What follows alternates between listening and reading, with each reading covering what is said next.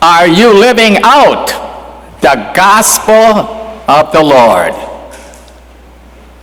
Are you living out the Spirit of the Lord?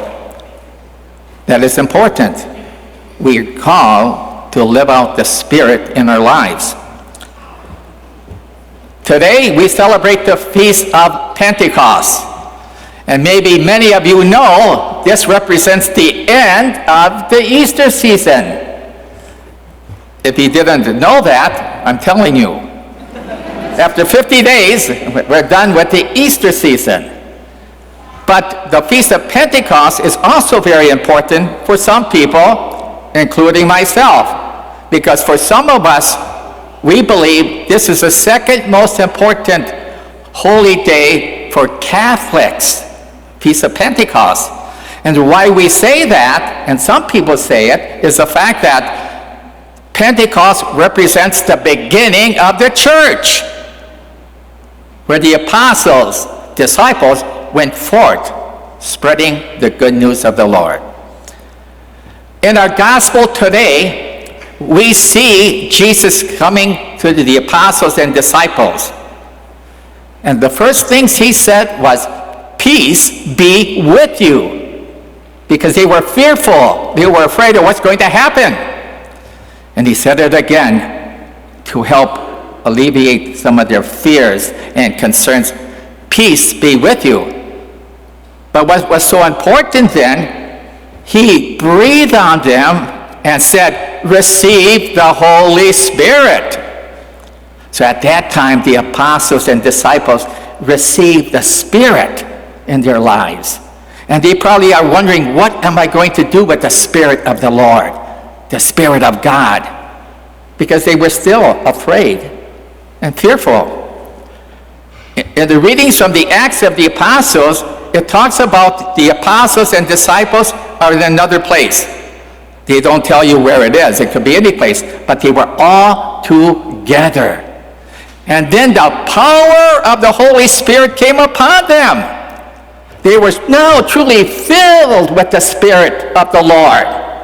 And that's why in that reading it talks about the disciples could understand other people. Maybe appreciate their culture, where they're from, their journey of life, so that they can have the courage to go forth and spread the good news of the Lord to others in the foreign countries they will go to. They were still afraid and fearful, but the courage that they had was willing to do so because they know they were going to face opposition. But that's what they were willing to do. As I reflect upon this feast day of Pentecost, we go back to Jesus. What Jesus did was to receive the word from God the Father, his Father.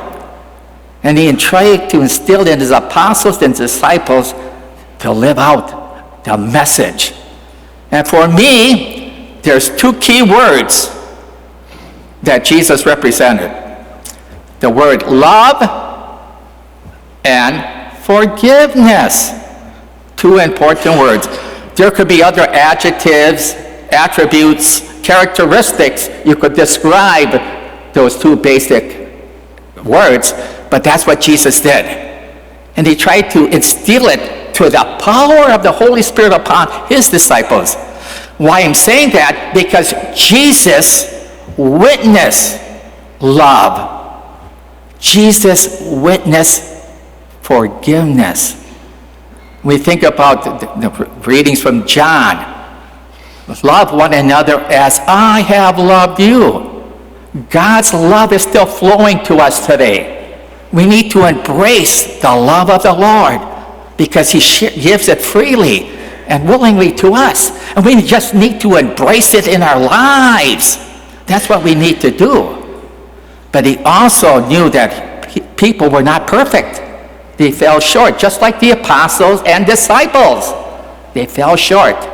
And Jesus was able to forgive. And that's important. Not only forgive 7 times, but 70 times 7. So Jesus witnessed that. And even on his death cross, he said, "Forgive them, Father, for they do not know what they are doing." The power of forgiveness. And that's what Jesus did. And he showed his disciples the same thing. And when they went out, they showed love to others. That's why they were called Christians. And they had the power to forgive, as we heard in the gospel. Forgive sins or retain them. You have that power, just like the power of God. And that is given to us today, isn't it? Those two same words that Jesus gave to his apostles and disciples have been handed on through the tradition of our church. And so we need to reflect upon that in our lives. The power to love and forgive. If I would go into the congregation and ask you, do you love? Your answer would be yes. If I would go into the congregation and say, do you forgive? You would respond probably, I do forgive. Very good. Very profound. But what Jesus tries to get across to us, do we truly love deeply in our lives? Especially during those difficult times and hard times of our lives, when people maybe stabbed us in the back. Are we willing to still love deeply like Jesus did? We know Jesus happened in this life. Even he told Peter, get me behind me, you Satan. You're going by man's standard, not by God's. But again, Jesus loved Peter because of his deep love. And that's what we're called to do in our lives, to have that same deep love, even when we are hurt or things come our way that we don't appreciate. Are we willing to grow in that love and grow deeply with it? And again, the power to forgive. People forgive. But sometimes we forgive from our lips, don't we? We don't forgive from the heart.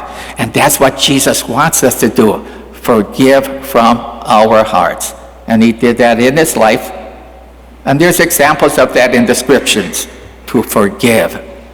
Those are the power of what we are called to do.